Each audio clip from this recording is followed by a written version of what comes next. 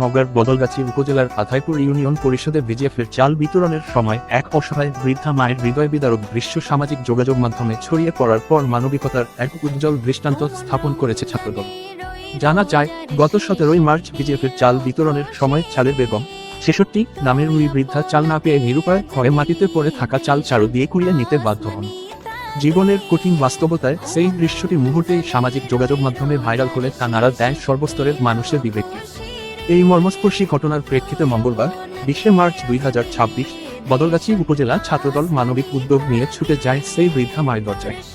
ঈদের আনন্দ যেন তার জীবনেও কিছুটা হলেও ছুঁয়ে যায়, এই প্রত্যাশা থেকেই তারা তার হাতে তুলে দেয় খাদ্য সামগ্রীসহ উপহার।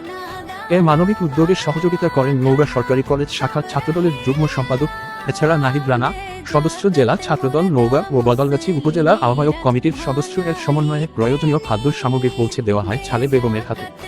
এ সময় উপস্থিত ছিলেন বদলগাছি উপজেলা ছাত্রদলের যুগ্ম আহ্বায়ক নয়ন হাবিব, বদলগাছি সরকারি কলেজ শাখা ছাত্রদলের সাবেক আহ্বায়ক মোহাম্মদ প্রতীক হোসেন সহ তরুণ ছাত্রনেতা রনি হোসেন, শাকিব হোসেন, সজীব হোসেন, নুরুজ্জামান, খালিদ হাসান, ছাব্বির হোসেন। ছাত্রদল নেতৃবৃন্দ বলেন, একজন মা যেন আর কখনো এভাবে অপমানিত না হন, সেই দায়বদ্ধতা থেকে আমাদের এই ছোট্ট প্রয়াস। সমাজের প্রতিটি অসহায় মানুষের পাশে দাঁড়ানোই